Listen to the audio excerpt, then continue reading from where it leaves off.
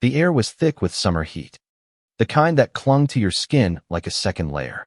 But it wasn't the humidity that made my heart pound as I stood on the porch of the Whitaker house. I was staring into Caleb's eyes, my best friend since we were kids stealing candy from the corner store. And something in his gaze felt different tonight, like he could see straight through me, to the secret I'd been burying for years. Then the door creaked open, and Mr. Whitaker David stood there, his broad frame filling the doorway, his eyes locking onto mine with an intensity that made my breath catch. I was 22, fresh out of college, and back in our small Ohio town for the summer, crashing at Caleb's place while I figured out my next move. Caleb and I had always been inseparable, two misfits who bonded over skateboards, late-night talks, and dreams of escaping this sleepy suburb. But lately, something had shifted. Maybe it was the way Caleb's laugh lingered a little too long, or how his hand brushed mine when we passed the ketchup at dinner. Or maybe it was me, reading too much into it, desperate for something I couldn't name. David, Caleb's dad, was the kind of man everyone noticed. At 45, he was unfairly handsome salt and pepper hair, a jawline that could cut glass, and a quiet confidence that made you feel small and seen all at once. He was a high school history teacher, the cool one who let kids call him by his first name. But there was always something guarded about him, like he was holding back a storm. His wife, Karen, was the opposite, bright, loud, always hosting book clubs or baking for the neighborhood. They were the perfect couple, or so everyone thought. That night, Caleb had dragged me to the living room for a movie marathon, some cheesy action flick we'd seen 100 times. Karen was upstairs, probably asleep after her third glass of wine. David joined us, sprawling on the couch with a beer, his knee brushing mine as he sat closer than necessary. I tried to focus on the screen, but my pulse was a drumbeat in my ears. Every time David shifted, his arm grazing mine, I felt like I was teetering on the edge of something dangerous. "Eli, you're awfully quiet tonight," David said, his voice low, almost teasing. He leaned forward, his eyes catching the flicker of the TV.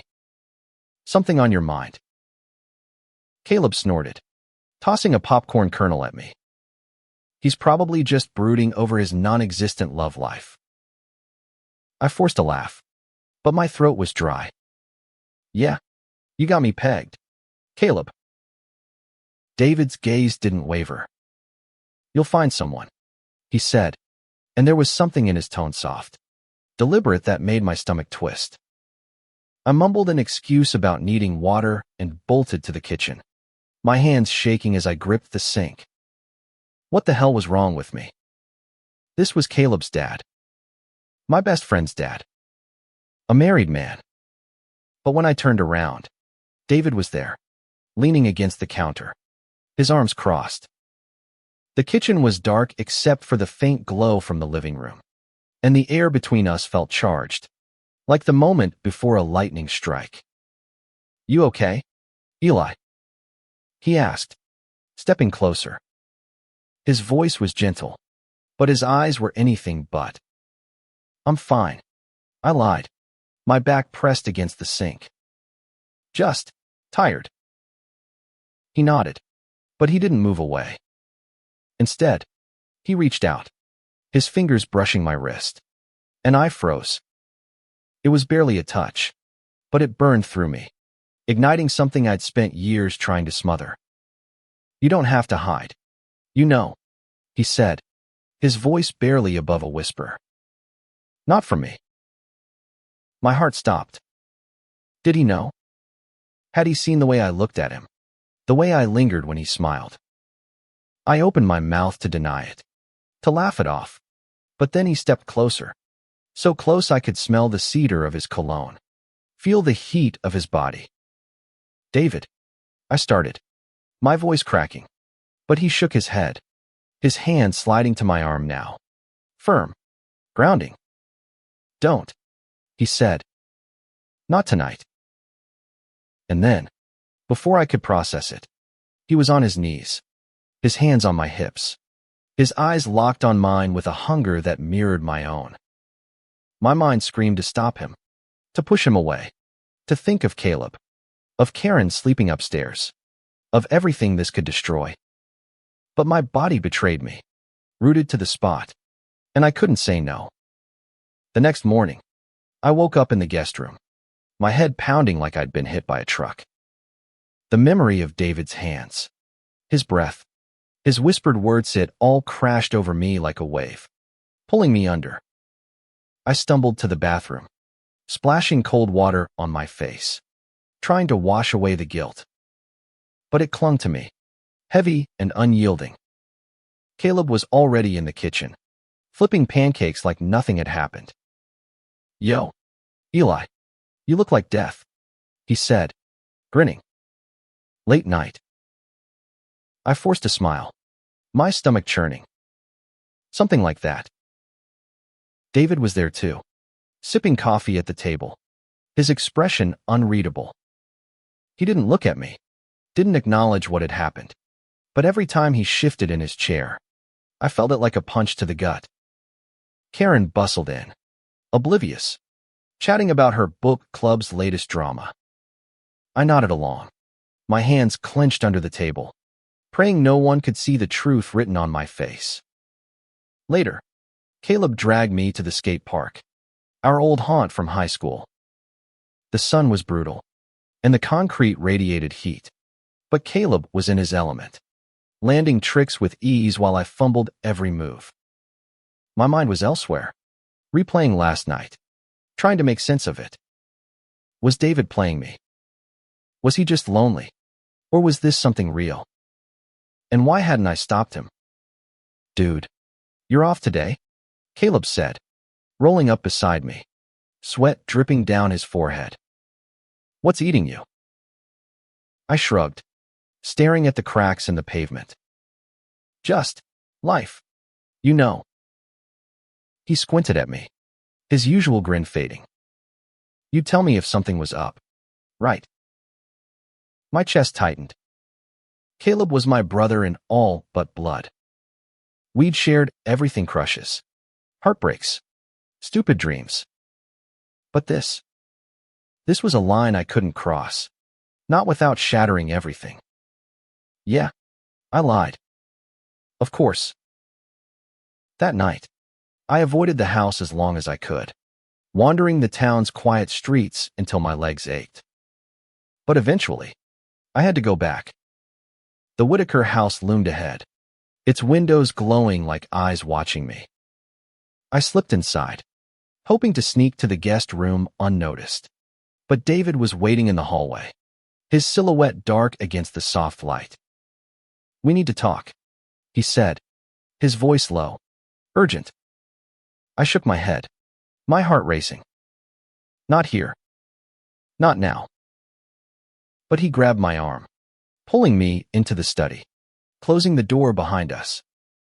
The room smelled of old books and leather, and the air was thick with everything we weren't saying. "Eli," he started, his voice cracking. "I'm sorry. I shouldn't have. Then why did you?" I snapped, my voice sharper than I meant. "You're married. You're Caleb's dad.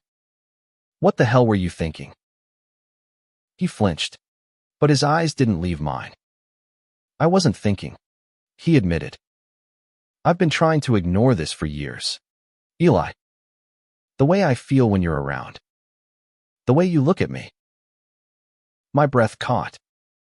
He'd noticed. Of course he'd noticed. "This can't happen," I said, my voice shaking. "It's wrong." "Is it?" he asked, stepping closer. "Or is it just scary?" I didn't have an answer. All I knew was that his hand was on my cheek now, his thumb brushing my skin, and every reason to pull away was drowning in the pull of his touch. The study was suffocating, the walls pressing in as David's hand lingered on my cheek. His eyes searched mine, desperate for something I wasn't sure I could give. I wanted to shove him away, to run out of this house and never look back. But my feet stayed glued to the floor, trapped by the weight of his gaze. "Eli," he whispered, his voice raw. "I know this is a mess, but I've never felt this alive." I laughed, a bitter sound that echoed in the quiet room. "Alive? You're risking everything, your family, your marriage, Caleb. For what?" A moment. He shook his head, his jaw tight. "It's not just a moment. Not for me." I wanted to believe him. God, I wanted to. But the reality was a blade twisting in my gut. Caleb was my best friend. Karen was the woman who treated me like a second son, baking me birthday cakes and cheering at our high school games. And here I was, standing in their house, letting David unravel me with every word, every touch. "We can't," I said, stepping back, my voice barely steady. "This ends now." But even as I said it, my body screamed something else. David's eyes darkened, and for a moment, I thought he'd let me go. But then he closed the distance between us, his lips crashing into mine, and the world tilted. It wasn't gentle or hesitant, it was desperate, like he was pouring years of suppressed longing into that kiss. My hands fisted in his shirt, torn between pushing him away and pulling him closer. The sound of footsteps upstairs snapped us apart. My heart slammed against my ribs as I wiped my mouth, my eyes darting to the door. David's face was flushed, his breathing ragged, but he didn't move, didn't speak. "Eli." Caleb's voice called from the hallway. "You in there?" Panic clawed at my throat. I shoved past David, yanking the door open. Caleb stood there, his skateboard under his arm, his brow furrowed. "Dude, what's with the sneaking around?" he asked, half laughing. "You and my dad plotting world domination or something?" I forced a grin, my pulse still racing. "Yeah, something like that." David stepped out behind me, his expression smooth, like nothing had happened. "Just catching up," he said, clapping Caleb on the shoulder. "You boys heading out?" Caleb nodded, oblivious. "Skate park's calling. You in, Eli?" I nodded, not trusting my voice. As we grabbed our boards and headed out, I could feel David's eyes on my back, burning a hole through me. The next few days were a blur of avoidance and guilt. I threw myself into hanging out with Caleb, trying to drown out the memory of David's lips, his hands, his words. We skated until our legs gave out, binged terrible reality shows, and argued over who'd win in a zombie apocalypse. But every time we went back to the house, David was there, his presence like a storm cloud I couldn't escape. Karen noticed something was off. "Eli, honey, you're so quiet lately," she said one evening, setting a plate of lasagna in front of me. "Everything okay?" I nearly choked on my water. "Yeah, just figuring out life. You know." She smiled, warm and maternal, and I wanted to sink through the floor. How could I sit here, eating her food, knowing what I'd done, knowing what I still wanted? David, meanwhile, was a master at pretending nothing had changed. He joked with Caleb, helped Karen with the dishes, played the perfect husband and father. But every now and then, his eyes would find mine, and the air would crackle with everything we weren't saying. One night, after Caleb crashed early, I was in the guest room, staring at the ceiling, when my phone buzzed. A text from David, "Meet me in the garage. Please." I should have ignored it. I should have deleted it, blocked his number, packed my bags, and left. But instead, I slipped on my shoes and crept downstairs, my heart pounding so loud I was sure it'd wake the whole house. The garage was dark, the air thick with the smell of oil and sawdust. David was leaning against his workbench, a single overhead light casting sharp shadows across his face. "You shouldn't be here," I said, my voice low. "Neither should you," he shot back, but there was no anger in it, just a quiet resignation. "But here we are." I crossed my arms, trying to keep some distance between us. "What do you want, David?" "To ruin your life." "Mine." "Caleb's." He winced, running a hand through his hair. "I don't know what I want, Eli. I've spent my whole life doing what I'm supposed to, marrying Karen, raising Caleb, being the guy everyone expects. But when I'm with you," he trailed off, his eyes locking onto mine. "It's the first time I've felt like myself." My throat tightened. I wanted to hate him for saying that, for making me feel like I was the answer to his midlife crisis. But deep down, I knew it wasn't that simple. I'd spent years hiding who I was, terrified of what it meant to want someone like David. And now, here he was, tearing down every wall I'd built.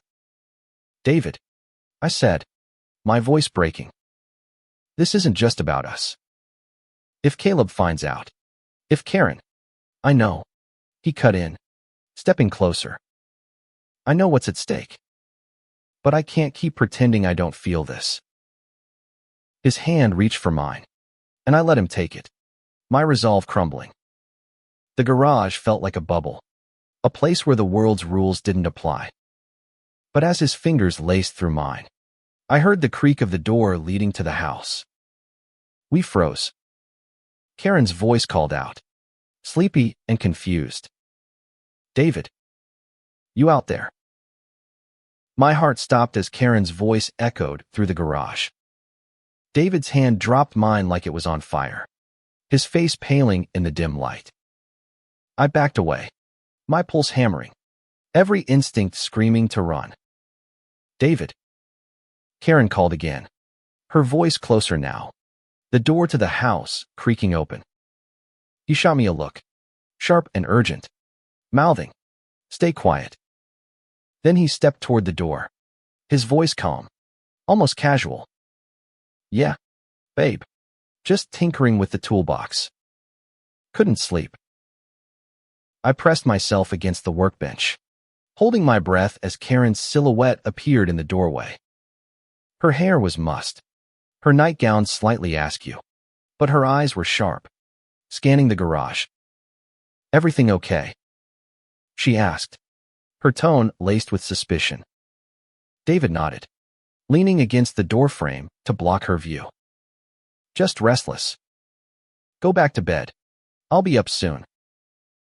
She hesitated, her gaze flickering past him, and for a terrifying second, I thought she saw me. But then she yawned, rubbing her eyes. "All right. Don't stay up too late." As her footsteps faded, I exhaled, my legs trembling. David turned back to me, his expression a mix of relief and guilt. "That was too close," I whispered, my voice shaking. "We can't keep doing this." He nodded, but his eyes were still locked on mine, full of that same hunger that had undone me before. "I know," he said, but he didn't sound convinced. I slipped out of the garage, my heart still racing, and crept back to the guest room. Sleep didn't come. All I could think about was how close we'd come to getting caught, how one wrong move could have shattered everything. The next morning, I avoided David's gaze at breakfast, focusing on my cereal like it held the answers to the universe. Caleb was his usual self, oblivious, ranting about a new skate trick he wanted to try. Karen was quieter than usual, though, her eyes lingering on me a little too long. Did she suspect something? Or was I just paranoid, seeing guilt in every glance? I couldn't stay in that house. I told Caleb I needed to clear my head and headed to the local coffee shop, a cozy spot called Brewed Awakening where we'd spent countless high school afternoons.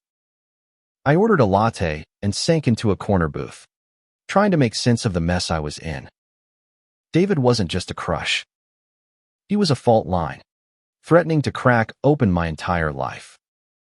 I'd known I was gay since I was 15, but I'd never acted on it. Never dared to in a town like this where everyone knew your business. Coming out to Caleb had been hard enough, been cool about it. Supportive even. But I'd never told him about the feelings I'd buried for his dad. How could I? My phone buzzed, pulling me out of my thoughts. Another text from David. Can we talk? Somewhere private. Please. I stared at the screen, my thumb hovering over the reply button. Every rational part of me screamed to ignore him, to cut this off before it went any further. But my heart, that stupid, reckless thing, had other plans. I texted back, park. 3 p.m. Don't be late. The park was quiet. Just a few kids on the swings and a couple jogging along the path. I sat on a bench under an oak tree, my leg bouncing nervously as I waited. When David showed up, he looked out of place in his pressed button-down and khakis, like a man trying to blend into a world he didn't belong in. Thanks for meeting me, he said, sitting beside me, close enough that our knees almost touched. I kept my eyes on the ground. This has to stop. David. Last night was a wake-up call. If Karen had seen us. I know, he said, his voice heavy. I've been lying to myself for years. Eli. I married Karen because it was what I was supposed to do. I love her. I do. But it's not. He paused, searching for the words. It's not what I feel when I'm with you. My chest ached at his words, but I shook my head. You don't get to say that. You don't get to upend my life because you're having some identity crisis. It's not a crisis, he said, his voice firm. It's the truth. I've spent my whole life pretending, and I'm tired of it. I'm tired of hiding who I am.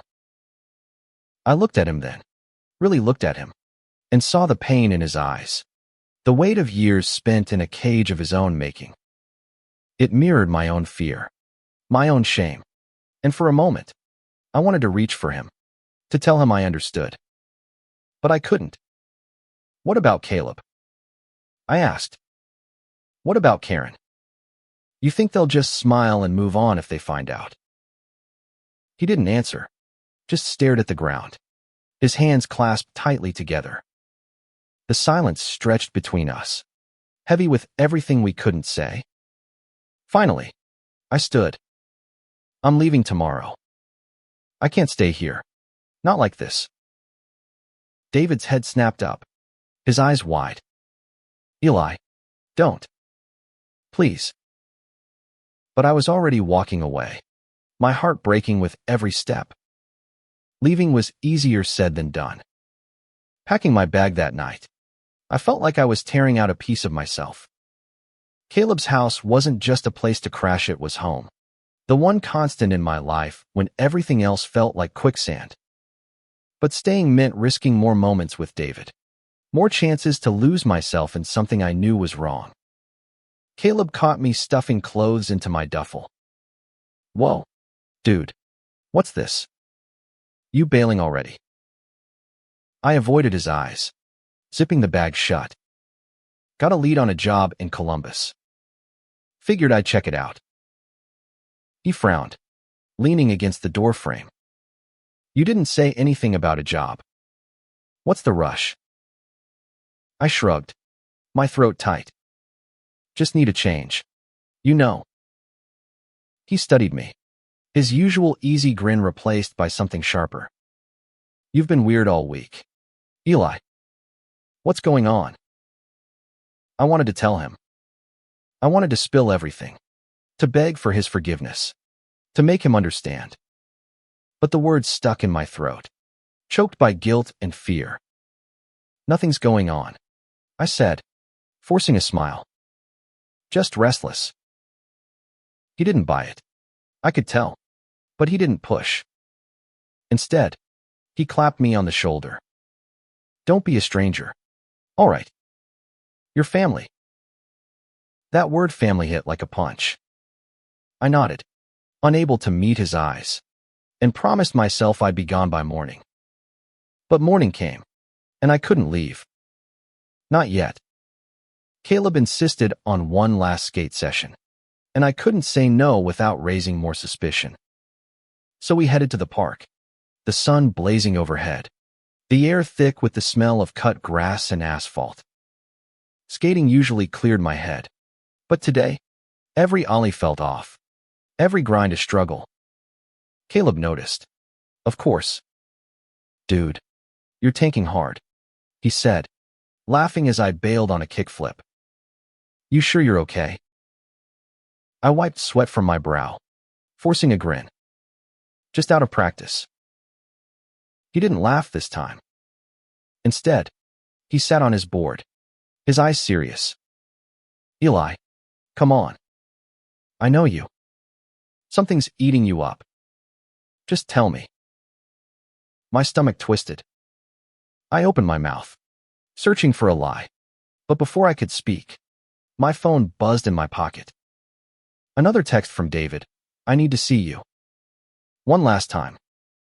My office, 7 p.m. I shoved the phone back in my pocket, my hand shaking. Caleb was still watching me, his expression unreadable. "You gonna tell me what's up? Or am I gonna have to beat it out of you?" he said, half joking but with an edge I didn't like. "I'm fine," I snapped, sharper than I meant. "Just drop it. Okay." He held up his hands, backing off, but the hurt in his eyes cut deeper than I expected. We skated in silence after that, the easy rhythm we'd always had fractured by my lies. That evening, I found myself at the high school where David taught. His office was in the history wing, a cramped room filled with books and maps, the air heavy with the scent of old paper. I shouldn't have come, but the pull of him was stronger than my better judgment. He was waiting for me, leaning against his desk, his tie loosened and his sleeves rolled up. The sight of him, so effortlessly commanding, made my resolve waver. "You're leaving," he said, not a question. I nodded, my throat tight. "I have to. This, whatever this is, it's not fair to anyone." He stepped closer, his eyes searching mine. "And what about what's fair to you, Eli?" "To me. Don't we get to want something for ourselves?" I laughed, a hollow sound. "You're married, David. You have a son. A life. I'm just a kid with a crush."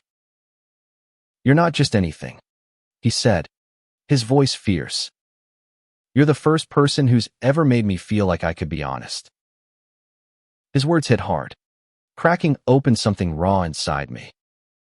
I wanted to believe him, to let myself fall into this impossible thing between us. But the image of Caleb's hurt face, of Karen's trusting smile, kept me grounded. "This isn't honesty," I said, my voice breaking. "It's betrayal." David flinched, but he didn't argue. Instead, he reached for me, his hand cupping my face, and I let him, just for a moment. His touch was warm, steady, and it took everything in me to step back. "Goodbye, David," I said, turning for the door. "Eli," he called after me, his voice desperate. "Please." But I didn't look back. I couldn't. Walking away from David felt like tearing my own skin off, but I forced myself to keep moving, out of the school, into the cool night air. The stars were sharp overhead, and the town was quiet, save for the distant hum of traffic. I wanted to scream, to break something, to make sense of the storm raging inside me. But all I could do was walk, my sneakers scuffing the pavement, my bag slung over my shoulder. I didn't go back to Caleb's house. Instead, I checked into a cheap motel on the edge of town, the kind with flickering neon signs and questionable stains on the carpet. Lying on the lumpy bed, I stared at my phone, at the string of unanswered texts from David. I'm sorry. I didn't mean to push you. Can we talk? I deleted them all, my hands shaking. But the ache in my chest didn't go away. I kept replaying every moment in the kitchen, the garage, the kiss in the study, the way his voice broke when he said my name. I hated him for making me feel this way, and I hated myself for wanting him still. The next morning, I called Caleb. I couldn't leave without saying goodbye, not after everything we'd been through. He met me at the coffee shop, his usual grin replaced by a guarded expression. You're really doing this? Huh? He said, stirring his coffee. Running off to Columbus without a word. It's not running, I said, though it felt like a lie. It's just what I need to do. He leaned back, his eyes narrowing. You've been acting weird for days, Eli. And don't give me that figuring out life crap. I know you too well. My stomach twisted. Did he know? Had he seen something? Heard something?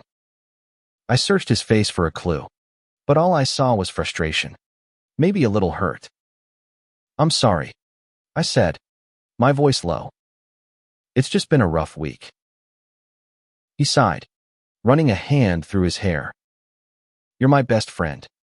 Man. If you're in trouble, you can tell me. You know that, right? I nodded, my throat tight. Yeah. I know. We sat in silence for a while, the weight of my secrets pressing down on me. When we finally hugged goodbye, it felt final, like I was closing a chapter one wasn't ready to let go of. I spent the next few days in Columbus, crashing on a friend's couch while I looked for a job. The city was louder, busier than our small town, but it didn't fill the emptiness inside me. I kept my phone off, afraid of what I'd do if David texted again. But at night, alone in the dark, I couldn't stop thinking about him, his touch, his voice, the way he'd looked at me like I was the only thing that mattered. One evening, I was scrolling through job listings when my phone lit up with a call from an unknown number. Against my better judgment, I answered. Eli. David's voice was soft, hesitant. Don't hang up. Please. My heart lurched. How did you get this number? Caleb gave it to me. He's worried about you. I closed my eyes, pinching the bridge of my nose. What do you want, David? I want to see you, he said. I'm in Columbus. I drove up this morning. My breath caught. You're here? Yeah. I'm at the diner on Broad Street. Can you meet me? Just to talk. I should have said no. I should have hung up and blocked him. But instead, I found myself grabbing my jacket and heading out the door. The diner was a retro throwback, all chrome and red vinyl, the air thick with the smell of burgers and coffee. David was in a corner booth, his hands wrapped around a mug, his eyes tired but bright when he saw me. You came, he said, a small smile breaking through. I slid into the booth across from him, my heart pounding. This doesn't change anything. I know, he said, but his voice was soft, hopeful. I just needed to see you. To tell you I'm sorry for putting you in this position. I looked at him, really looked at him, and saw the weight he was carrying, the years of hiding, the guilt, the longing. It mirrored my own, and for the first time, I felt like we were on the same side of this impossible thing. I'm scared, I admitted, my voice barely above a whisper. Of what this means, of what happens if we keep going.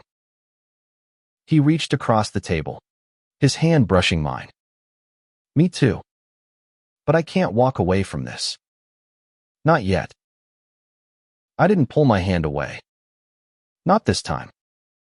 The diner's neon lights buzzed softly overhead as David's hand rested on mine, warm and steady. The world outside felt far away, like we'd carved out a pocket of time where nothing else mattered. But the weight of reality off Caleb, Karen, the life we were risking pressed against my chest, making it hard to breathe. David, I said, pulling my hand back. What are we doing? This isn't some movie where everything works out. People get hurt. His jaw tightened, but he nodded. I know. I've spent my whole life avoiding this, pretending I could be someone I'm not. But meeting you, it's like I can finally breathe. His words hit hard, echoing the part of me that had been screaming for years to be seen, to be wanted for who I was. But I couldn't ignore the cost. And what about Karen? I asked. Caleb, you're ready to throw them away for this? He looked down, his hands clenching around his mug. I don't know how to do this without hurting them. But I can't keep living a lie. The honesty in his voice was a knife, cutting through my defenses. I wanted to hate him, to blame him for dragging me into this mess. But I was just as guilty. I'd wanted him too, had let myself fall into this forbidden thing without a fight. We sat there for hours, talking in circles, trying to find a path that didn't end in destruction.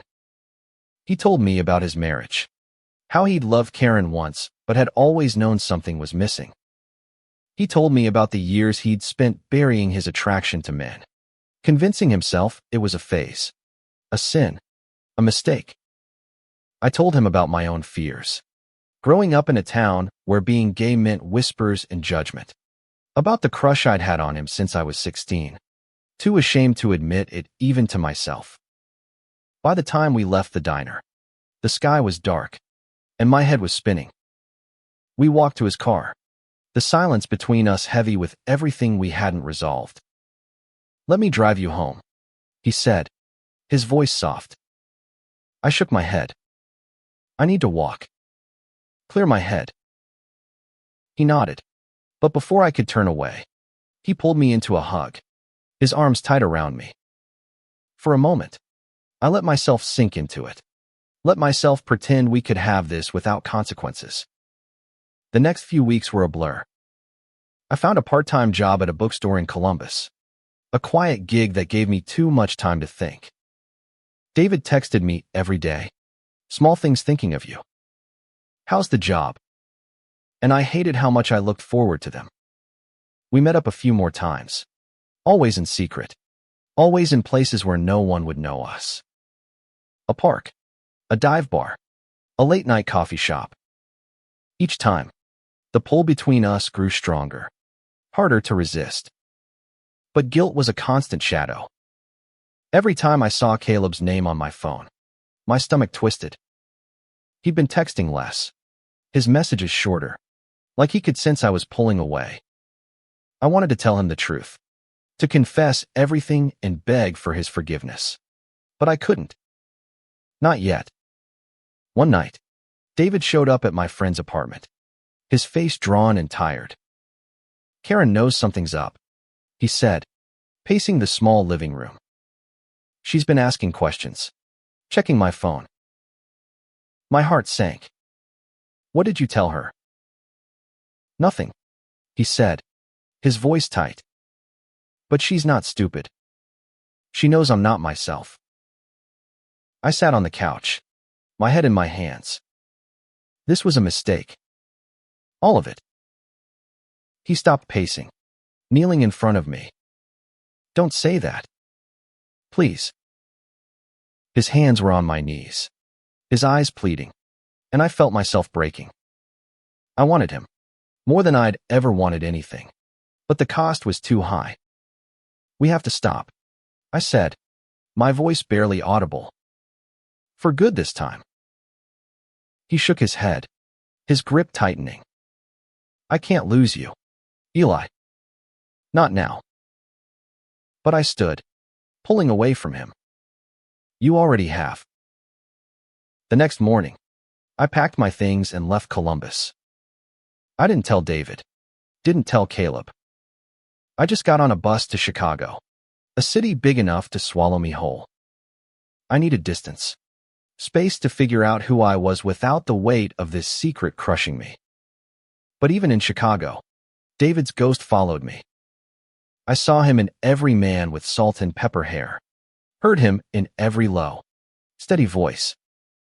I threw myself into work, picking up shifts at a bar, trying to drown out the ache with noise and exhaustion. But at night, when the world was quiet, I couldn't escape the truth. I loved him. And I hated myself for it. Chicago was a maze of noise and light, a city that never slowed down long enough for me to catch my breath.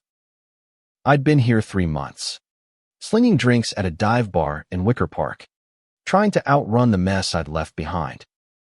But no matter how many hours I worked, how many strangers I poured shots for, David's face was always there, haunting the edges of my thoughts. I hadn't spoken to him since I left Columbus. I'd blocked his number, deleted his texts, but I couldn't erase the memory of his touch, his voice, the way he'd made me feel seen in a way no one else ever had. Caleb had stopped texting too, and that hurt worse than I expected. I'd betrayed him, not just by falling for his dad, but by running away without an explanation. One night, after a particularly brutal shift, I was wiping down the bar when my phone buzzed. It was an email from Caleb. The subject line simple, "We need to talk." My heart sank as I opened it. "Eli, I don't know what happened, but I know you're not telling me something. Dad's been a mess. Mom's barely holding it together, and I'm stuck in the middle trying to figure out what the hell went wrong. You owe me the truth. I'm in Chicago this weekend. Meet me. Please." He'd attached a time and place a coffee shop near my bar. My hands shook as I closed the email, the weight of his words settling like a stone in my chest. He deserved the truth, but how could I tell him without destroying everything? I met Caleb at the coffee shop on Saturday morning. He looked different older, somehow, his easy grin replaced by a tight jaw and tired eyes. We sat across from each other, 2 cups of untouched coffee between us, the silence thick with everything unsaid. "You gonna tell me what happened?" he asked finally, his voice low. "Or you just gonna keep running?" I swallowed, my throat dry. "Caleb, I messed up." His eyes narrowed. "Messed up how?" I took a deep breath, the words clawing their way out. "Your dad and we got too close. It wasn't planned. It just happened." His face went blank, like he was processing a language he didn't speak. Then his eyes widened, and I saw the moment it clicked. "You and my dad." I nodded, unable to meet his gaze. "I'm sorry. I tried to stop it. I swear. But stop it." He cut in, his voice rising. "You're telling me you and my dad, what? Hooked up? In my house? While my mom was upstairs?" The disgust in his voice was a knife, twisting deeper with every word. I wanted to explain, to make him understand, but there was no justifying this. "Caleb, I didn't mean for it to happen. I love you. Man, you're my brother. Don't." He snapped, standing so fast his chair scraped the floor. "You don't get to call me that. Not after this." He stormed out, leaving me alone with my cold coffee and a room full of staring strangers. I'd known it would hurt him, but seeing the betrayal in his eyes was worse than I'd imagined. A week later, I got a call from David. I almost didn't answer, but something in me needed to hear his voice, needed to know what was left after the wreckage. "Eli," he said, his voice rough with exhaustion. "Karen knows. I told her everything." My heart stopped. "Everything?" "Yeah," he said. I couldn't keep lying. She's leaving me. Caleb's barely speaking to me. I've lost them. Eli." I closed my eyes, the guilt overwhelming. I'm sorry, I whispered. Don't be, he said. I made my choice.